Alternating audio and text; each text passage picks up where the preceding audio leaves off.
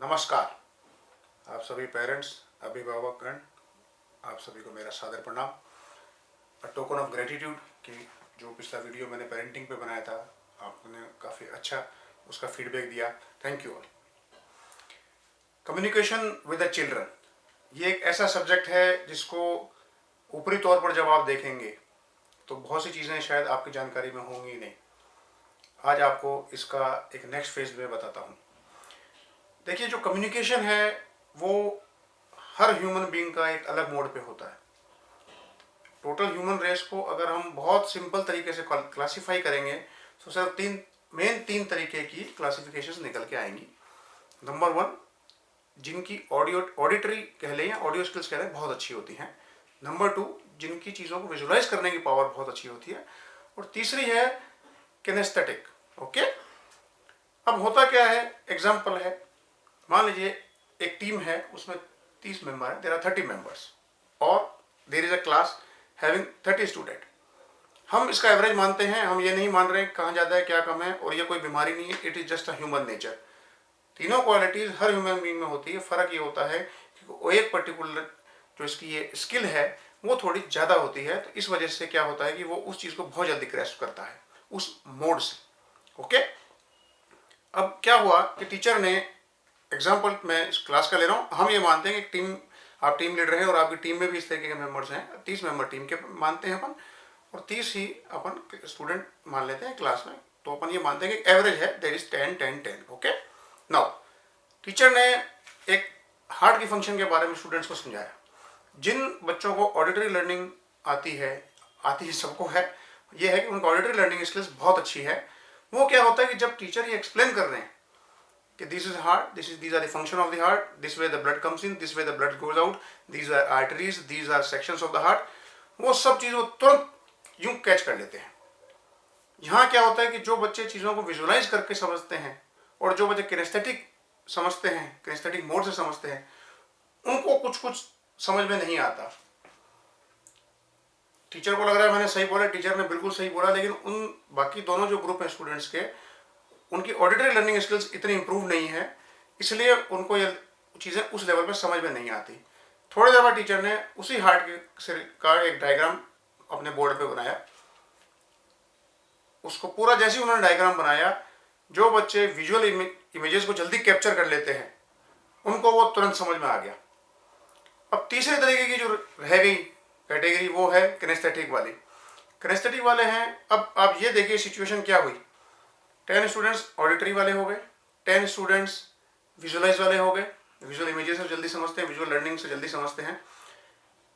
यानी out of 30 20 students जो हैं वो समझ चुके हैं। तो टीचर का हो चाहे ऐसी सिचुएशन में कोई भी टीम लीडर हो, उसको क्या लग रहा है कि मैंने तो सही समझाया है, इनको समझ में नहीं आया बाकी 10 को, जबकि ऐसा कुछ भी नहीं, आपने बिल्कुल सही समझाया है, बस सबके समझने का तरीका अलग है।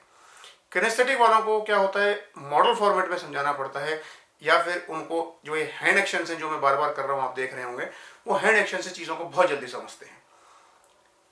अब यही अगर हार्ट का आपने देख लिया कि हार्ट का जो भी टीचर है उन्होंने एक्सप्लेन किया, वर्बली उन्होंने एक्सप्लेन किया सारा बता के, फिर उन्होंने एक डायग्राम बनाया उसके थ्रू किया, लेकिन जो किनेस्थेटिक वाले हैं उन दोनों को नहीं समझ पाया। उसको सिर्फ ये पता चला कि हाँ there is an heart, it functions like this, बाकी ज़्यादा डिटेल में उसका इंटरेस्ट डेवलप नहीं हुआ। It is all about interest. ये किसी भी प्रकार की कोई बीमारी नहीं है, इसलिए कभी भी इसको किसी डिजीज से रिलेट नहीं करें। अब जब लैब में गए और उस हार्ट के किसी मॉडल को उन्होंने देखा जो आर्टिफिशियल मॉडल होता है, उनको यूँ समझ में आ गया, बिकॉज उनका नेचर वही है, उनकी ये स्किल है। ये किसी की कोई बीमारी नहीं है, ये सिर्फ एक इंसान के समझने का पैटर्न होता है। जब हम कैरियर काउंसलिंग करते हैं स्टूडेंट्स की, तो जब हम रिपोर्ट को स्टडी करते हैं उसमें ये चीज़ आती है। कैरियर काउंसलिंग रिपोर्ट आना, ये सब एक प्रोसीजर है, एक प्रोसेस है।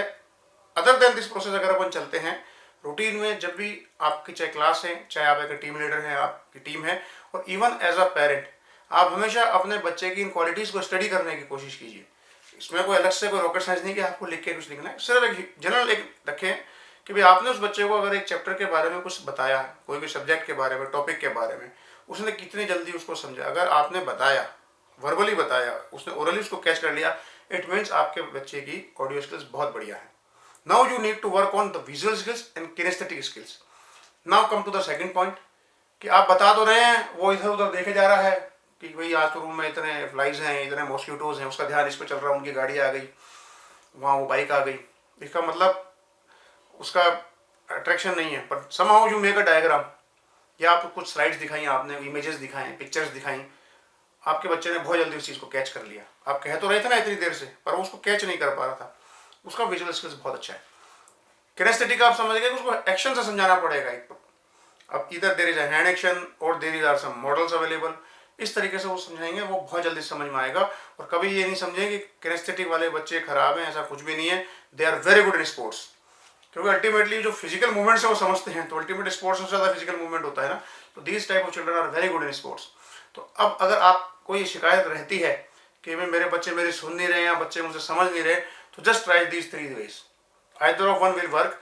और इसका मतलब ये भी है कि जो चीज़ काम कर रही है, नो डाउट आपको उन चीज़ों के थ्रू उनको समझाना है, पर बाकी स्किल्स पे भी काम करना है, ताकि एक ओवरऑल इंप्रूवमेंट बच्चे में आ सके। अदरवाइज होगा क्या कि एक स्किल अप हो जाएंगे और 2 स्किल नॉर्मल भी रह जाती है, तो ये स्किल्स कभी अप नहीं हो पाएंगी। तो आगे कभी भी कंपटीशन में ये दिक्कत आ सकती है, चाहे कंपटीशन में चाहे लाइफ में। और जब सारी स्किल बराबर अपराइज हो जाएंगी, तो फिर ये चीज़ें कभी भी उसको हिंडर नहीं करेंगी।